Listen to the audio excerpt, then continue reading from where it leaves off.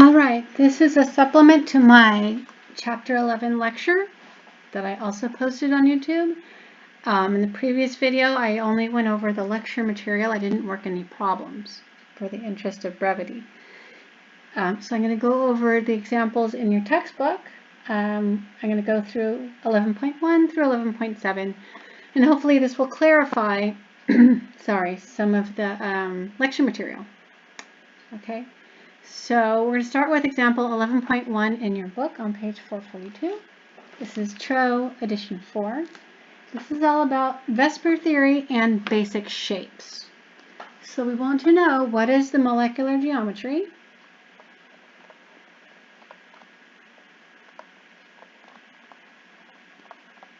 of,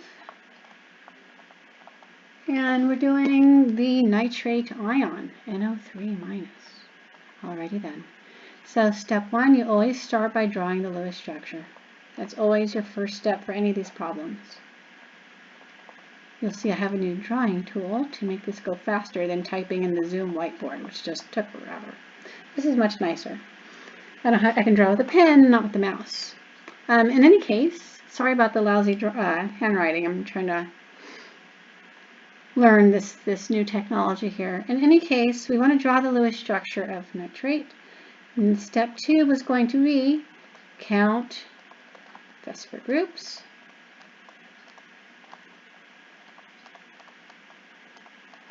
From there, we will get the electron group geometry, which accounts for all the electron groups. I'm going to call that EG for short. And then from there, we will get the molecular geometry. When we do molecular geometry, we ignore the lone pair. The lone pair electrons still influence the shape, but they do not influence the name. Okay, I'll show you what I mean by that in just a minute here. But the first thing we're going to do is draw our Lewis structure for nitrate. First thing we do when we draw our Lewis structure is count valence electrons. Okay, so we have NO3-, so we have 5 valence electrons on the nitrogen. Add to that 6 valence electrons on oxygen. I have 6 of them, so I'll multiply 6 by 3. And I need to add 1 more electron because I have a negative charge on my ion. So 18 plus 5 plus 1, that's 24 electrons. Okay, I'm ready to build my Lewis structure. I have nitrogen as my central atom because he makes the most bonds. So remember our honk rule. Put it over here in the corner. The key to writing your correct Lewis structure is finding the correct central atom. Whoever makes the most bonds is your central atom. Nitrogen makes more bonds than oxygens, so he's my central atom. All right. So I've got six electrons showing, 2 per bond. 2, 4, 6. So I need to get up to 24. I start with the outermost atoms. Whatever's left over, I put on the central atom last. So we have 2, 4, 6, 8, 10, 12, 14, 16, 18, 20, 22, 24. Oh wait, I'm done. 24. Ah, I'm done, and I cannot give an octet to nitrogen. And nitrogen needs the octet. So I've got to take off a couple of these electrons here so I can put in a bond. Because I don't want to change the total electrons at all. I need to keep it at 24. So if I'm going to add a double bond, I have to remove a lone pair. Okay. So I still have 24 electrons showing, but now I'm following the octet rule for nitrogen. He is an ion, so he gets brackets and a charge for his Lewis structure. Now this guy has resonance. That double bond can move around. I can put it here or here. But this is not a resonance problem, so I'm not going to bother drawing that out. All I want to do is find the molecular geometry. So now we need to count how many electron groups are on the nitrogen. Well, we have an electron group here, an electron group here, and one over here. I've got 3 locations where I'm going to find electrons. The double bond is a single electron group. Then I have 2 single bonds. So So I have 2 single bonds and 1 double bond Sorry for the bad handwriting. Let's try to make it better. There. So I have 3 electron groups. So the shape I get for my 3 electron groups is trigonoplanar.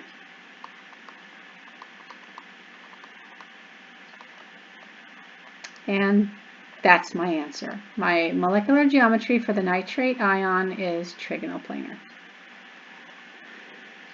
Okay, so that was 11.1. So I'm going to go ahead and clear my screen. We'll do 11.2, which is on page 448. All right, so I'm going to clear my screen. Erase all ink. Now we're going to do 11.2 in your book. Let's see, 11.2. So what this is again about molecular geometry, but now we also want to know bond angles. You guys need to know bond angles. Oh lordy, I can't draw. Let's try it again. Molecular, I am far from a pro from using this writing tool. I want the molecular geometry and the bond angles. Guys need to know your bond angles. Okay, forget that thing. Mistake. All right, so we're going to do PCl3, phosphorus trichloride. Alrighty then. First step, draw a Lewis structure. First step in drawing a Lewis structure is count valence electrons.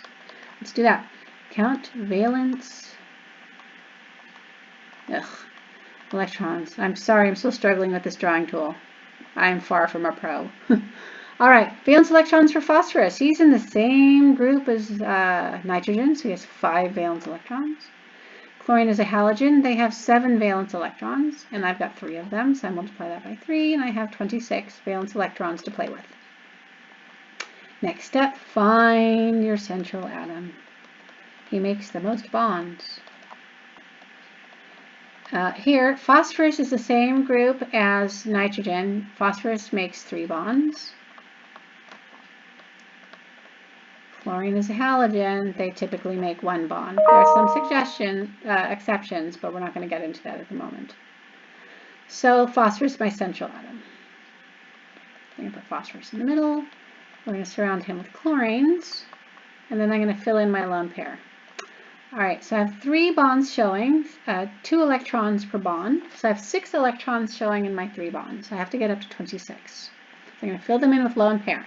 So 2, 4, 6, 8, 10, 12, 14, 16, 18, 20, 22, 24, 26. I am done.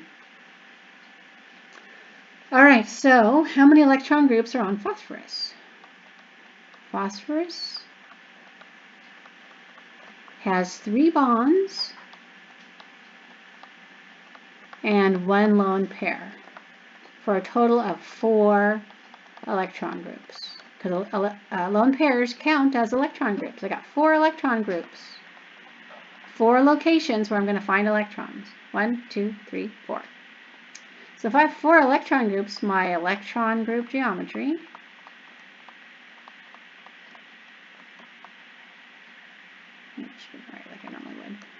is, for 4 electron groups, my electron group geometry is tetrahedral. So if I look at the arrangement of these 4 electron groups, 3 bonds and a lone pair, they're going to form a tetrahedral geometry. And my bond angle for these guys, my idealized bond angle, is going to be 109.5. It's going to be a little less than that because I've got that lone pair that's going to compress the bond angles. I talked about that in lecture. Lone pair electrons are repel more than the bonds. They also take up more space, so they're going to compress the other bond angles. So instead of calling these 109.5, it's going to be slightly less than 109.5. So my electron group geometry is tetrahedral.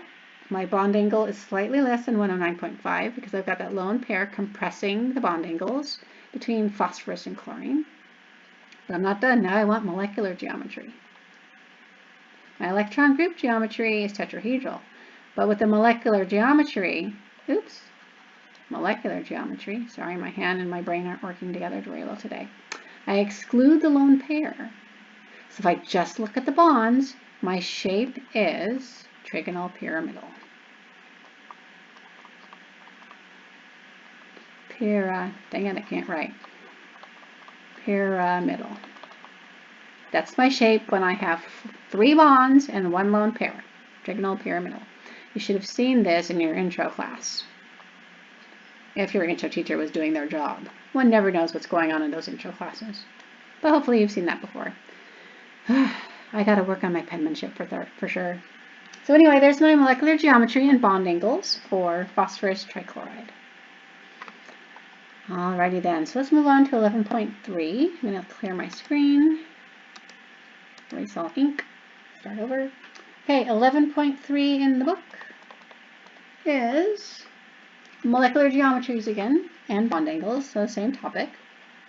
Molecular, I'm going to concentrate more on my writing instead of my talking. Molecular geometry and bond angle. There we go, that works.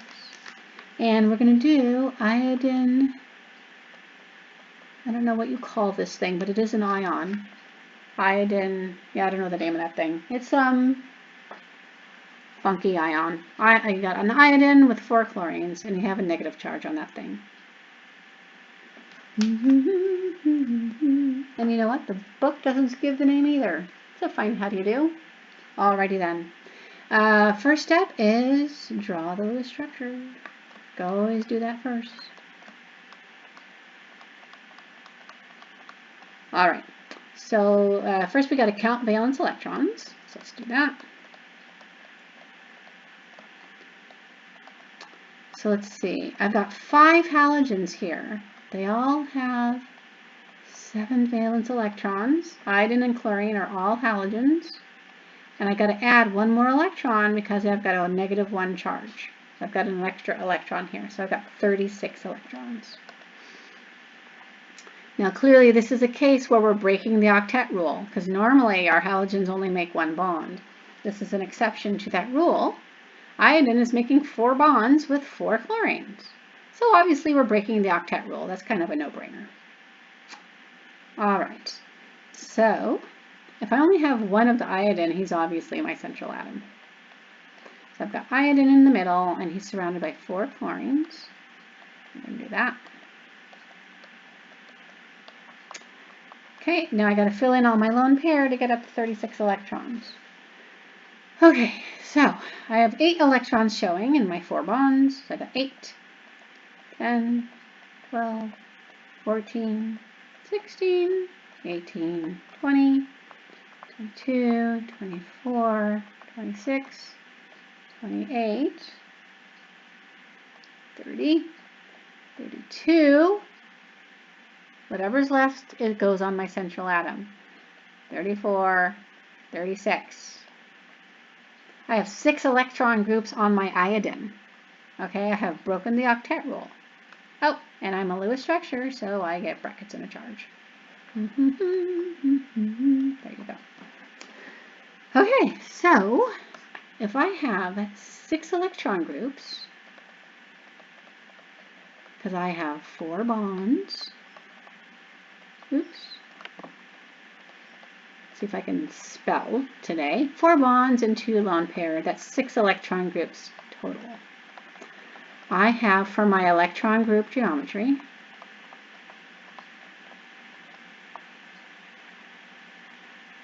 octahedral. But for my molecular geometry, I ignore those lone pair. So for my molecular geometry, I'll stick that over here on the left. Geometry. Geometry. If I have 2 lone pair and 4 bonds, I have square planar.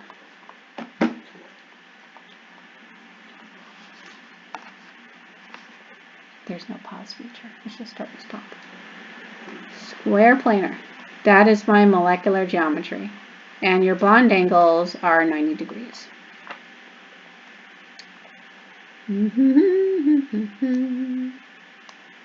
All right, so that's 11.3, moving right along.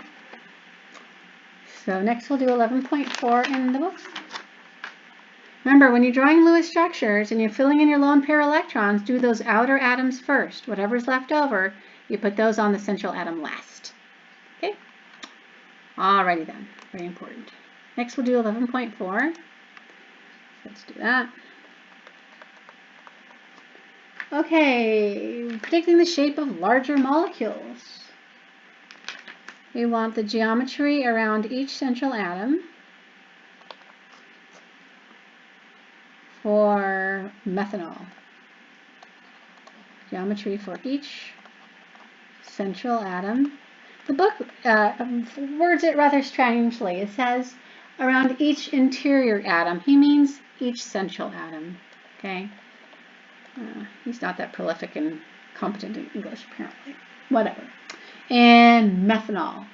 Make a sketch? Nope, I'm not doing that. I am not an artist. I don't expect you guys to be artists. I don't ask you guys to do anything I can't do. So I'm not going to ask you to draw anything. So forget the sketch part. And we're just going to talk about the geometry around each central atom. Okay? And we'll just leave it at that. All right, so first things first, draw the Lewis structure. First thing to do when you draw a Lewis structure is count valence electrons. You got to be able to count valence electrons. It's a very important skill because it leads to all these other problems like Lewis structures, molecular geometry, eventually polarity.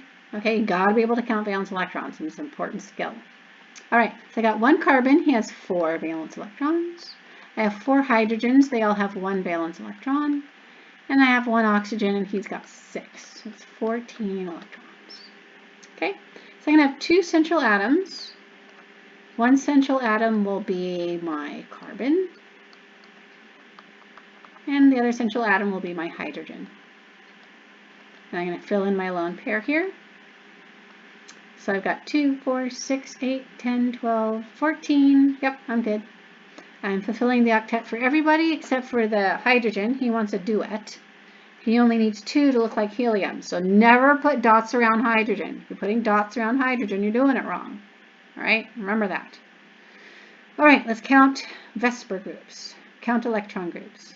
How many electron groups are on the carbon? I got 4 bonds. I got 4 electron groups. Okay. For the oxygen, I have 2 bonds and 2 lone pair. Also 4 electron groups.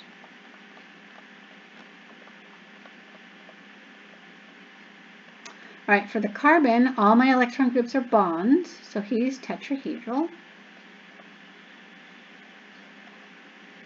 And for oxygen, if I have 2 bonds and 2 lone pair, I am bent or angular. Either one is good. All right. And there you go. That's the answer to 11.4. Easy peasy lemon squeezy. I shouldn't say that. It's easier for some people than others. Okay, so that's 11.4. Yay. Onward we go to 11.5. Come on. There we go. All right, 11.5 in the book. I really like this drawing tool. I'm going to get my own. I'm borrowing my daughter's at the moment. There's probably more information than what you need. So we want to know, is ammonia polar? Inquiring minds want to know.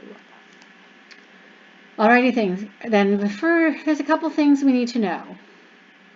From our lecture, we talked about this. Do we have a polar molecule? First question, do we have polar bonds?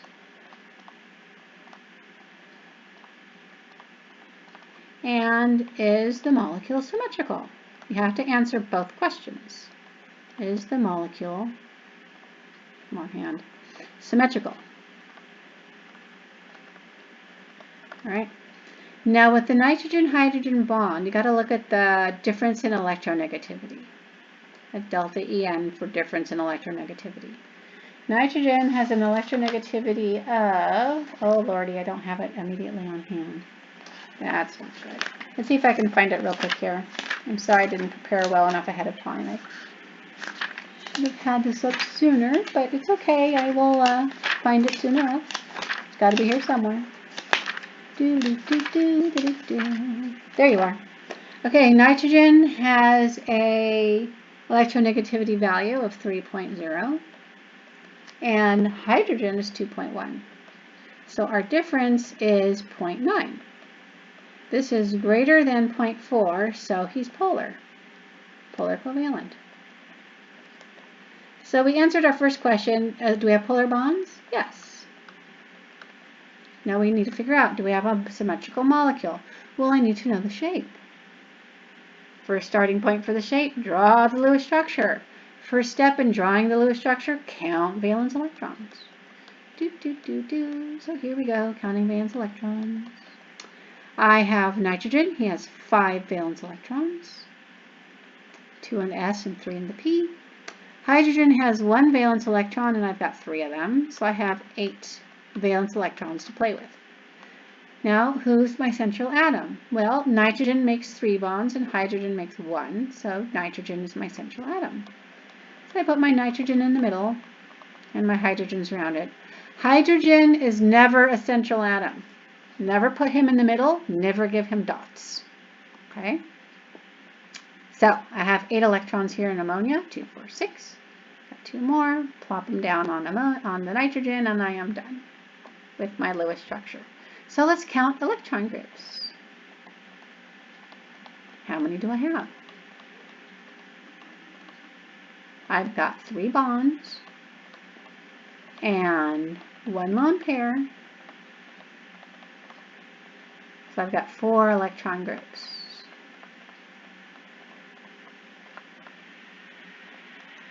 All right, so that means my electron group geometry is tetrahedral.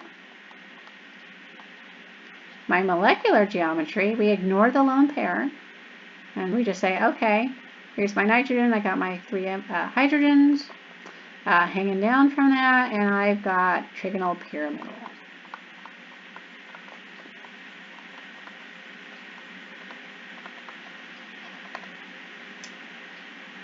Alrighty then.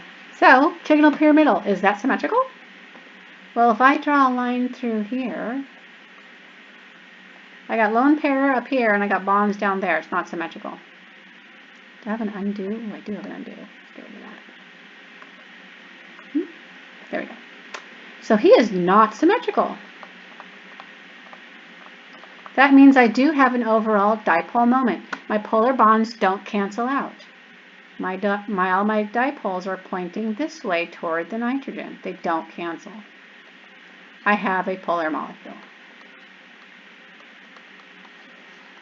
So the answer is yes. I have polar bonds and I am not symmetrical. Alrighty then. So hopefully that made sense. One never knows. If you have any questions, you can leave a comment on the YouTube site. Just comment below the video, or you can email me. Either one is fine. Emailing me will get you a faster response. So if you're not in a hurry, use the YouTube comments. If you are in a hurry, just go ahead and email me. It's all good. All right, that's 11.5. We got a couple more to go, and then we'll be done. We got 3 more. 11.6, 7, and 8. Okay, let's do 11.6. That'll be fun. Alrighty then. 11.6. Write the hybridization and bonding scheme for bromine trifluoride. Okay then. This is about valence bonding and hybridization. When we blend atomic orbitals together, like knocking down rooms in a house to make a new room, okay? That's our hybridization. What orbitals got hybridized? Because you don't always hybridize all of them. Some you leave alone, okay? So what's the hybridization and bonding scheme? I'll show you what I mean by that in just a few minutes when we're done. When we get to the finish, I'll show you what we mean by bonding scheme. All right, so if we want to know the hybridization, we need to know the shape. Because I went over in lecture, the shape and the hybridization go together. So we need to know the shape. If we want to know the shape, we need to know the Lewis structure. If we want the Lewis structure, we need to count valence electrons. You always go back to the beginning. Count valence electrons. So let's do that. Oh, and we're doing this for bromine trifluoride, BrF3. So we know just by looking at this thing, we have to break the octet rule because we only have halogens in here. That's the only way that's going to work. And that's okay to break the octet rule. Molecules do it all the time. In any case, we have 4 halogens, and they each have 7 valence electrons. So I've got 28 electrons. All right, so what's our central atom? Well, the atom that only appears once in your formula is going to be your central atom.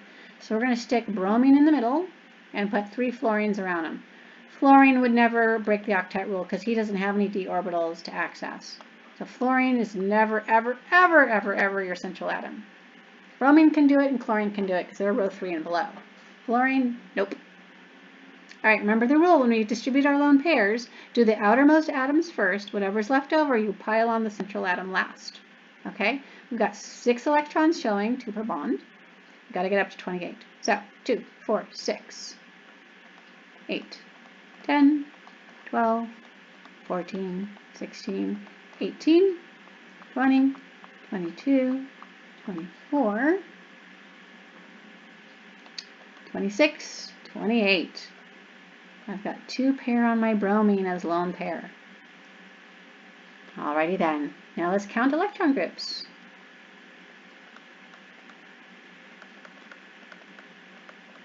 On my central atom. Remember, we only care about the central atom when we determine the shape. I don't care about these guys on fluorine. It doesn't affect anything. Counting electron groups on the central atom. Bromine, in this case. I've got 3 bonds and 2 lone pair for a total of 5 electron groups. So if I have 5 electron groups, that means my hybridization is sp3d. That's the hybridization that goes with 5 electron groups, which is your trigonal bipyramidal.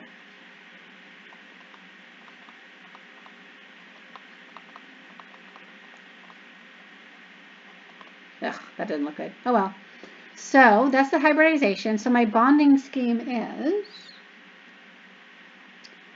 these are all sigma bonds because they're all single bonds. So, and the bonding scheme is sp3d with the p on the F. And that is our bonding scheme. And that's going to be true for all your orbitals that are present here.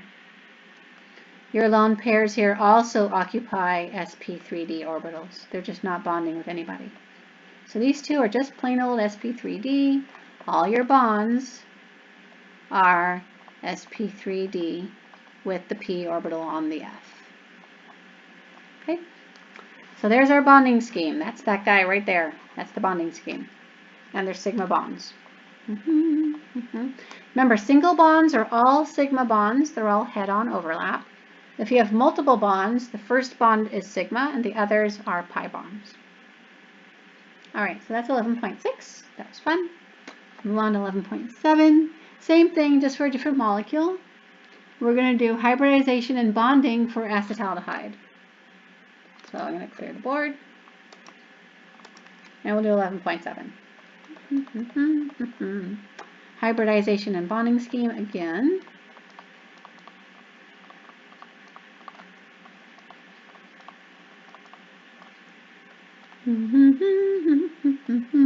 Acetaldehyde.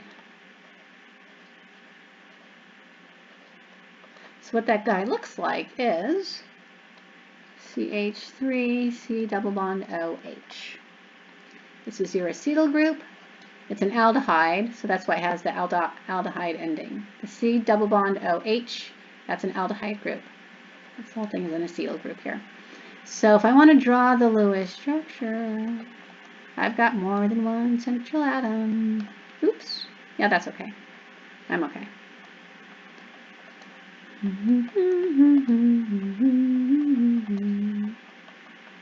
There we go.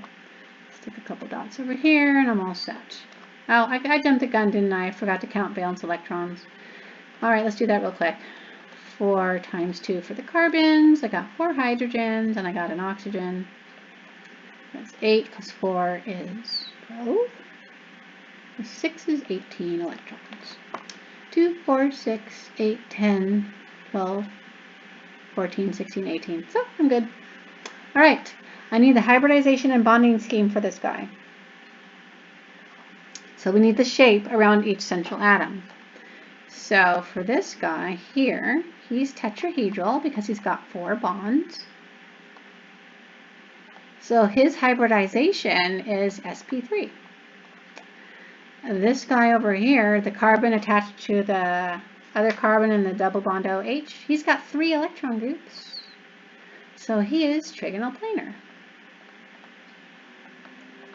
And trigonal planar means sp2.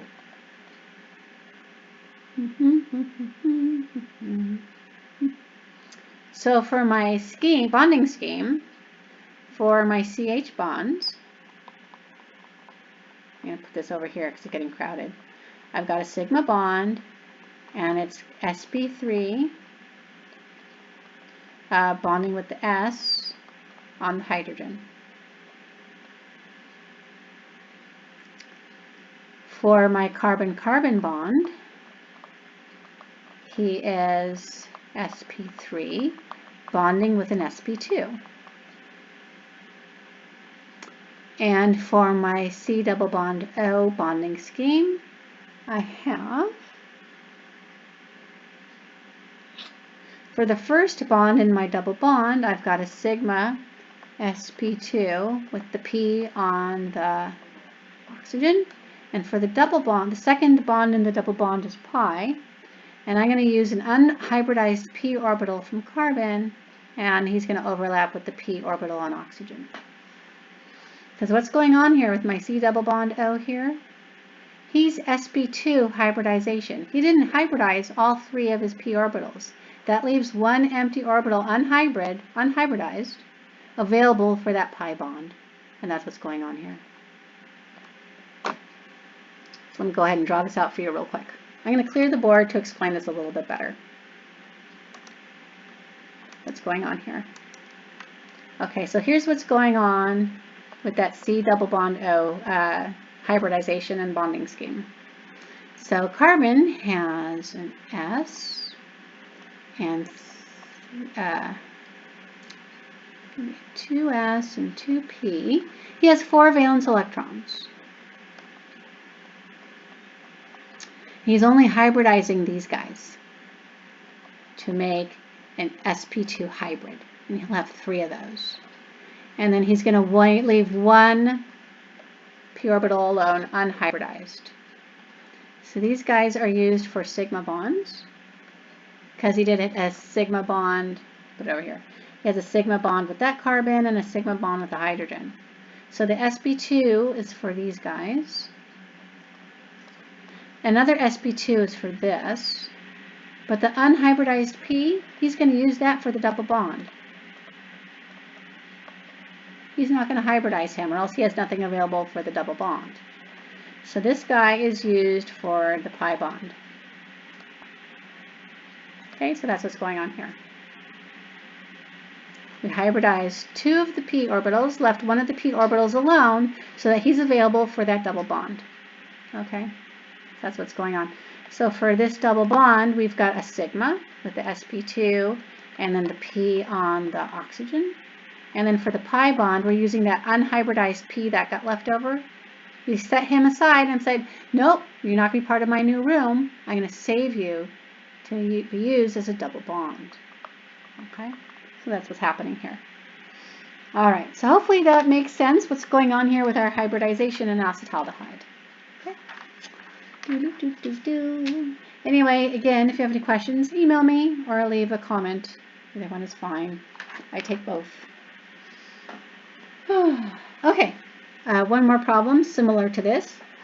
Hybridization and bonding scheme. Do that one more of these guys and then we'll be done. Okay, so we're going to do 11.8 in the book.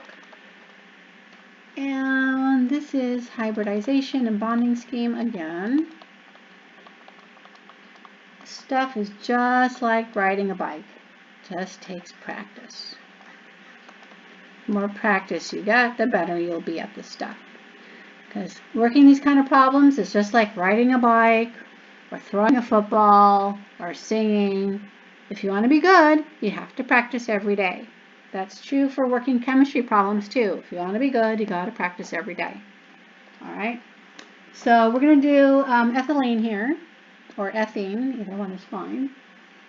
And the author wrote it like this, which is a bit weird. But he wants to tell you ahead of time that we've got a double bond going here, so fine. We'll humor the author and draw it like that. This is when I was in grad school, we called it ethylene in my lab, but ethene is also okay. It's eth for 2 carbons, and the ene is because of the double bond. There, you just got a sneak preview to organic nomenclature. Yay. Alrighty then. Count valence electrons. That's always your first step. I've got, oopsie, that was weird. Take that 2 off. Sorry. It's HC, double bond, CH2. Okay, so I got 2 carbons. They each have 4 valence electrons, and I have one valence electron for hydrogen. I got 4 of them. So it's 8 plus 4 is 12. I've got 12 valence electrons. I have 2 central atoms. And they're both carbon. Because when carbon's in your molecule, he's always a central atom. He always makes the most bonds. Alright, so I got 2 central atoms, they're both carbon. And we got to look at the shape around each carbon. This carbon has 3 electron groups. Remember that double bond is 1 electron group, okay? Now that can be kind of confusing. That means he's trigonal planar. And he looks just the same. He's got 3 electron groups also, the other carbon. He's also trigonal planar. My hybridization scheme for trigonal planar is sp2.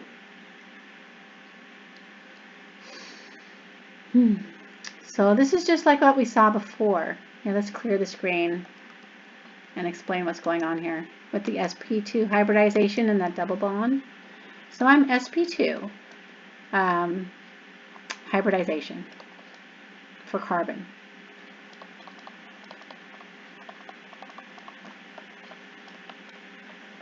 So what happens with carbon, here's your 2s and your 2p. He's going to promote one of his electrons to the p's, and then he's going to blend 3 of the 4 orbitals. So when he blends these 3, he's got sp2 hybrids, and he's got a p that he left alone. He didn't hybridize that guy. He is used for the double bond.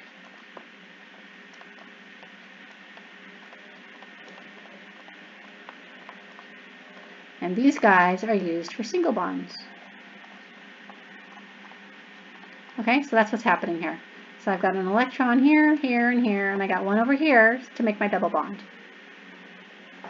I haven't changed the number of orbitals. I haven't changed the number of electrons.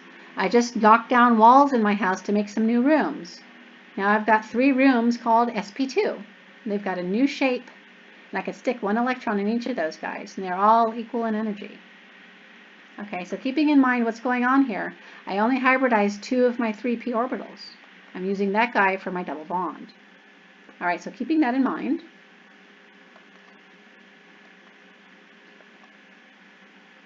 let's do our bonding scheme.